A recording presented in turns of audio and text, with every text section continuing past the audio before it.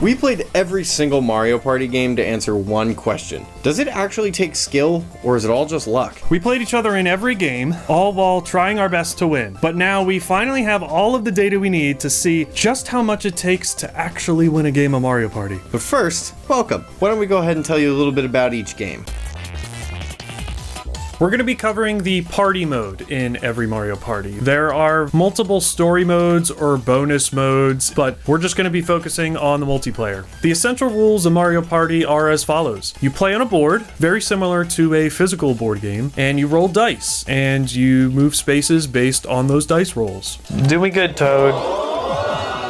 Alright. Okay. The main objective is to get to the space on the board with the star. After all the rounds have been played, the game will end, and the player with the most stars wins. The star usually costs about 20 coins to purchase, so you won't just automatically get it by landing on it. What? He's already there! You piece of shit! Oh, he doesn't have enough. Oh. Okay. If there's a tie at the end of the game, the winner will be decided by coins rather than stars. Oh, whoever has the most coins! Is it literally Yes! just coins? Yes, it came down to just the coins! Because we Coins are earned in multiple ways throughout the game. You can earn coins by landing on blue spaces, which usually take up the majority of a board, but landing on a red space loses you coins. After all 4 players roll their dice in a round, a minigame is played. This game is chosen at random and consists of either a 4v4, 1v3, 2v2, and then there's also duels, and you get the idea. It's a lot of games. The minigames can vary, focusing on skill-based or luck-based mechanics. You can earn coins by winning a minigame, or sometimes forfeit your coins on a loss. We all lost coins? You used to lose coins? There are more specific ways to earn coins, but that is more dependent on the board and which specific Mario Party game you're playing. In regards to the rest of the board, there are also a number of other spaces that will affect the game. These are special action spaces that range from manipulating the board, changing your position, changing opponents' positions, changing the position of the star, Donkey Kong absolutely launching you at the star, Bowser showing up and manipulating the game. Basically, if it's not a blue space or a red space, there's going to be a shakeup. There are also items you can obtain that do similar things, like taking coins and stars from other players, or warping yourself around the map. Usually these items can be used before you roll your dice. But again, these rules get more detailed and varying based on the specific board. These are the general rules of Mario Party. Even though some titles have tried to drastically change the way the game is played,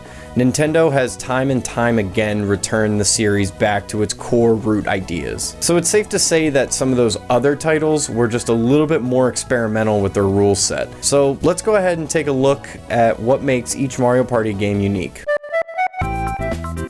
Spanning over 2 decades of games, the Mario Party series has been through many a makeover. I like to think there are 4 eras of Mario Party games, spanning each console. The first era was the golden age of Nintendo 64, which birthed the series and consisted of Mario Party 1, 2, and 3.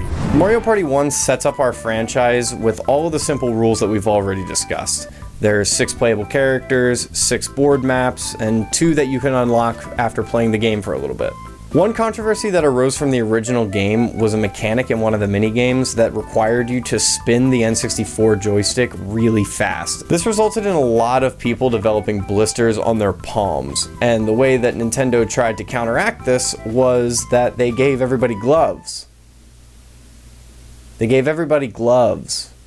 Many would argue Mario Party 2 is the perfect sequel, as it improves upon many aspects of the original game. The game boards are bigger and more complex now, there's more mini-games, and this feature may seem extraneous, but it's so cute. All the characters wear outfits now depending on which board you're playing on. Look at Yoshi, he's adorable! Yoshi and his little cowboy vest? Yeah. Oh, he's so cute! In Mario Party 3, Yoshi's naked again. Come on, Nintendo. Now this is true for all of the Mario Party entries, but they really enjoyed changing up the world theme and why all of these characters were having a party. The first 3 games, they jumped around a little bit on why they were having a party. Sometimes it's just for fun, sometimes there's some magical element to it. Mario Party 2 had this staged theme where the characters were putting on a performance. Mario Party 3 had this pop-up book idea with a big star and a mustache that was your host, which won't be the last time we'll get there. This staging theme wouldn't be kept around for much longer, but will bring us into the new era. The GameCube ushered in the silver age of Mario and his many parties, bringing with it Mario Party 4, 5, 6, and 7. Now, real quick before we get into the games, I would just love to highlight the absolutely batshit commercials that they made for these Mario Party games. You have the Japanese ones, which highlights, you know, family competition and good sportsmanship. And then you got America. They're just beating each other up the whole time. Luigi's pushing Yoshi in the pool. Mario's skiing down the house. And what is this guy doing under Peach's dress? We've got a soft spot for the GameCube era because these commercials are very nostalgic for us. But okay, let's get to the games. In Mario Party 4, it's your typical upgrade for coming into a new console era. The mini games are more visually pleasing. There's some really cool new items like the mini and the mega mushroom, and you get all your typical Mario Party BS. Random chance items that take you right to the star, random chance items that take a star from you, same old, same old. I hope Donkey Kong uses that damn crystal ball and takes your fucking star away. Take someone's coin or star. You fucking cock.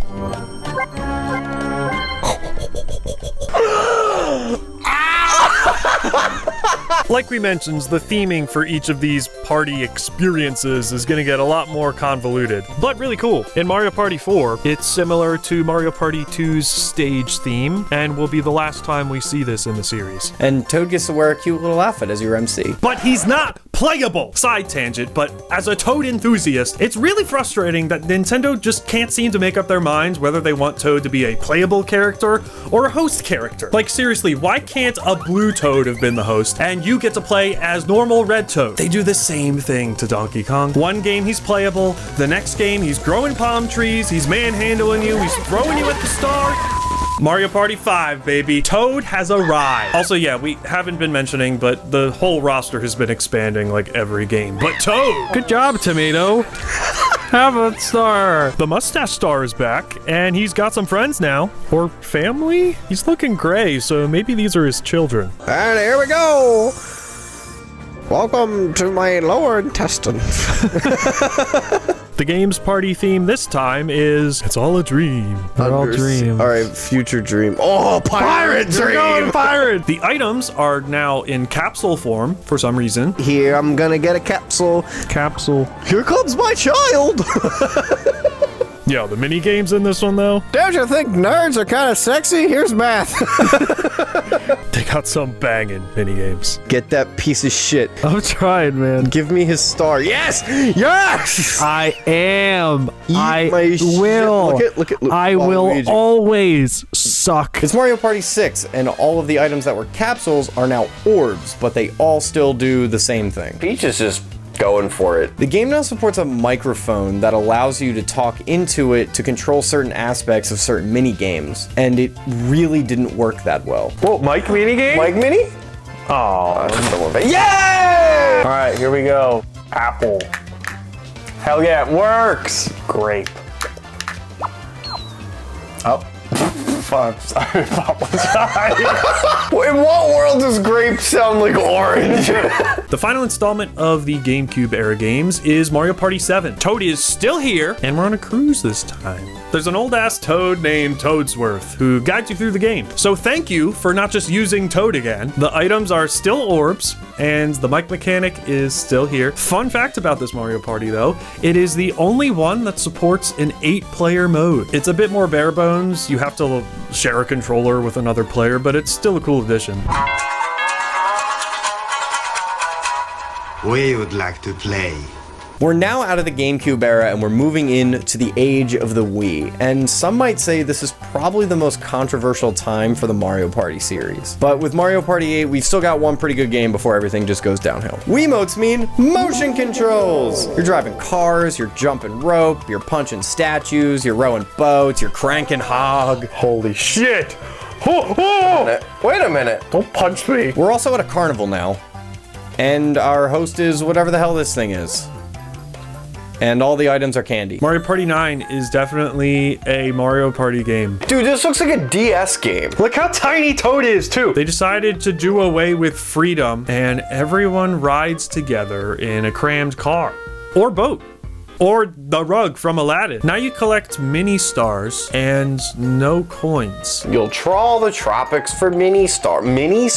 Yeah, there's no stars in this. It's all mini stars. Okay, and we're all working together. No, we're all on the same car, but you still need the most stars at the end. And there's also stars. They're words, not mine. They're turning them all bad. Mini stars. What the hell up with them stars?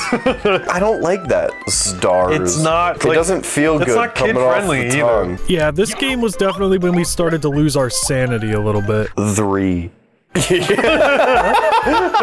It's just a little too hand-holdy to keep your attention the whole time. It seems like this was their attempt to consolidate the series, but it ended up just being a lot less enjoyable. Like, sure, yeah, there's still a superstar at the end, but did you really want to spend the whole game riding around with your enemies? But hey, they finally figured it out and just made a different colored Toad be your host, and you could still play as the OG red one. It's kind of disappointing at this point that they did away with all of the theming for each game, so yeah, now your host is just yellow Toad hanging out with you. Mario Party 10 continues to run with the car stick, but now we're on the Wii U, so you know what that means. The game's not very good. But Nintendo also had to shoehorn in the gamepad. Bowser now follows your car, and he's fucking huge.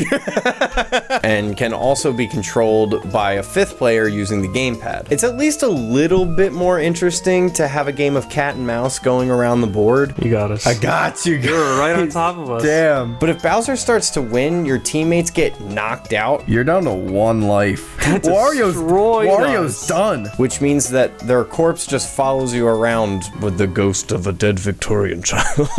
And now we're on to the current age of Mario Party games with the Switch era. The introduction of a new game titled Super Mario Party brought with it a classic return to form. There are now standard boards again, and players are allowed to individually move around them. There's the introduction of special dice blocks that let you select specialty dice based on the character you choose. Items are just items again, but Toad, what are you doing? Toad, why do you have a bow tie on? Oh god, don't tell me he's the host again. If he's the host again, I think the best way to describe Super Mario Party is just safe. Sure, it's still Mario Party, but the maps are a lot smaller, there's less to do, and considering the fact that the last 2 titles were such huge departures from the original formula and they didn't exactly pay off, it just feels a little bit too safe at times. The next Switch installment would further prove Nintendo's fear of straying from the original formula with Mario Party Superstars. This game is a compilation of fan favorite boards and mini games from several previous installations, but it's still a blast to play, and it's really cool seeing all the characters come back and play on a lot of these remastered classic boards. It's nighttime. This is similar to some of the other handheld Mario Party games, which we're not counting in this video, that also went in the way of compilation. Plus, with the announcement of the new Mario Party Jamboree, Which was very poorly timed and related to this video. there's boards new and old to come in and round out the game. So that's every console-released Mario Party. And yes, we played them all, but how did we do? And how much of it was actually our doing, and how much of it was left up to chance? There's this constantly teetering scale of skill and luck that the game delivers. So which way will it lean? The skill-based sections of gameplay in the Mario Party series are your best chance at manipulating the game in your favor. Things like mini-games, mapping out the fastest route to the star, or using items or event spaces to your advantage to get a leg up on your opponent. Minigames are probably the best example of taking control of the game. Minigames always take place after everyone has had their turn, and will always dish out coins to the winner or winners. So the more mini-games you win, the more coins you win, and the more money you have to spend on stars and special items. Outside of the blue spaces that are littered across each board, and I mean absolutely littered, this is the most common way to get coins during the game, but it's not exactly the easiest. That has to be just robbing players blind with the help of the undead. Boo is used as a way to take coins and stars from other players, and in most installments, you can actually choose who you get to take said coins and stars from. This is a really easy way to get a leg up on your opponent, grab a few extra coins, or straight up just steal someone else's star and then not make eye contact with your friend for the rest of the game. Yeah, you got the star, but at what cost? Items can be used to manipulate the game in different ways across the entire series. In some games, you throw the items onto different spaces and wait for other players to land on those spaces. Other times the items are for personal use, such as mushrooms, custom dice blocks to move an exact number of spots, or a cell phone. to call Goomba. But in the case of Mario Party 8, along with allowing you to affect the board as you move across it, you're also transformed into these horrifying shape-shifting monsters. We got Ball, we got Rock, we got Spring, we got 3 toddlers in a trench coat.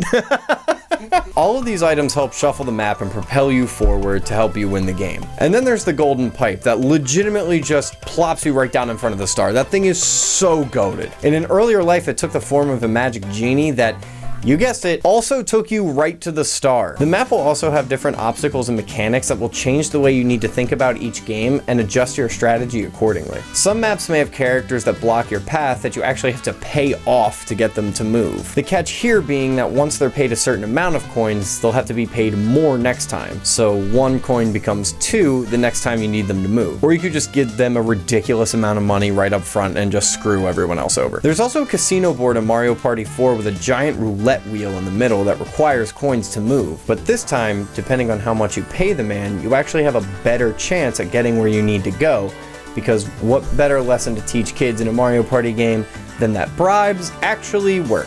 In our playthroughs, we had to get really good at making plans and creating strategies that would help get us out of jams, avoid us being redirected from the star, or if you're AJ in Mario Party 1, Oh, I counted wrong. you did none of these things. You're right there. You could probably make it. I'm probably gonna get like a 2 though. I am so bad at that! This is stupid. Wait! I missed! No! But because Satan laughs in the face of plans, strategizing and planning does not always work out the way you want it to. Do you see this absolute bullshit? You can set yourself up for the most success. You can collect every star, make bank in the mini games, rack up so many items and candies that you're just farting them all out. And still get dogged by the CPU, who did nothing but land on the right spaces at the right time. Skill is one part of the Mario Party equation, but there's another part that we still have yet to talk about, and that's luck. Luck is all about the randomness in a game, most of which has to do with a random number generator, or RNG, which the computer uses to calculate any random outcome that the game will use. In simplest terms, it's how the game decides which numbered dice roll you'll get. Imagine you're playing a game of Mario Party with your friends. You've only got a few more spaces till you get to the star, but you gotta beat Steve there, or else he'll grab it on his turn. So you eye the spinning dice block, hit it right at the perfect moment, and bam! You got a high roll. Nice. Congrats. But you didn't do that. Believe it or not, no matter how well you line up that dice block, the game's just gonna give you its own random number based on its principles. This RNG depends on each game's programming. For instance, in all 4 Mario Party games for the GameCube, the random number generator is ran 10 times per second. That means 10 times per second that number is changing, and you don't know what those numbers are going to be. The numbers on those blocks might as well be painted out, but that's just GameCube. What about the other games? In the newer entries of the series, there's a physics-based dice roll. Surely that must change something. Nope. It's just a flashier way to make it look like you did that roll. The number is still predetermined before that die starts tumbling. The way I see it is the RNG in Mario Party is like rubber banding in Mario Kart. The CPU in Mario Kart will slow down if you're doing really bad, or speed up if you're miles ahead in order to give you what they consider a fair competition. It's like an invisible rubber band that's stretching back and forth, tethered to the player. In Mario Party, sure, your skills could put you ahead early in the game, Oh shit, what the fuck is this? Oh, she's taking me right to the star! but leave it to the RNG to even the playing field, and whoops, your star's gone. For a more specific example, in Super Mario Party, there are these green spaces called lucky spaces. If you land on one of these, you'll be given a roulette wheel of events that will benefit you if selected. Give me 10 coins. Oh my god. They can vary from receiving coins, losing coins, making an opponent lose coins, getting an item, and so on. But this list is more predetermined than you think. If you're in first or second place, the roulette wheel will give you favorable but more lackluster options. But if you're in third or fourth place, the game will more aggressively give you better luck and help you out a bit more. This is pretty much exactly like rubber banding, and I'm sure this isn't the only instance of RNG in the series. The RNG also pushes you in directions that encourage play, and it makes you feel like you made a good decision. In Mario Party 5, you have the opportunity to use a chance capsule. This lets you swap something like coins or stars with another player. But of course, it's chance. You don't know what'll be swapped. When activated, the player character is shown on the left side of the screen. The opposing character is then chosen and shown on the right side. The interesting thing about this RNG selection is it favors the player on the left side of the screen. They programmed the game to give better payouts to the person on the left. That way, it's usually the player that activated the chance capsule, and therefore it feels like they benefited from activating it. It's not always going to go in that player's favor. It is chance after all. But it's skewed just enough that it encourages you to gamble your luck just a little bit further. Every single game of Mario Party we played, one evident feeling that followed us is no matter what standing we were in, it was bound to change. There were multiple games where one of us started off so strong in first place. This makes me so happy. Oh, 10. That's Hell yeah. That's sweet, sweet booty. And by the end of the game, or even the next round, we had it all taken away from us. Peach, you motherfucker, you better not do this. Oh, she still got it. Yeah, she's still getting it. Oh, man. Oh, dude. Oh, baby. I even got the 1. We were beholden to RNGesus. But that's what makes it fun. That's what keeps it interesting. You can play your 6-year-old brother in Mortal Kombat and sweep, but in Mario Party, everybody's got the same chance. And that's RNG, that's luck. So, which is more important, strategy or luck? Sure, you can win every minigame and make a bunch of coins, but there's no guarantee that you'll be able to find a star. And if you do, it's all left up to chance whether you'll be able to keep that star or see it taken away. If it was all skill, it wouldn't be Mario Party. And if it was all luck, it wouldn't be as enticing to play either. I think Mario Party takes a lot of inspiration from the idea of the illusion of choice. You may think you just hit the dice block at the perfect moment to hit a 10, but it's all chance. You may think the star was going to move closer to you next turn, but maybe it was all predetermined. Maybe it's best if that scale wasn't tipped. I think it sits better right in the middle. Just enough skill to persuade you that you're doing a good job. But also with enough luck that makes it fair for everyone. It's E for everyone after all. It's right there on the box.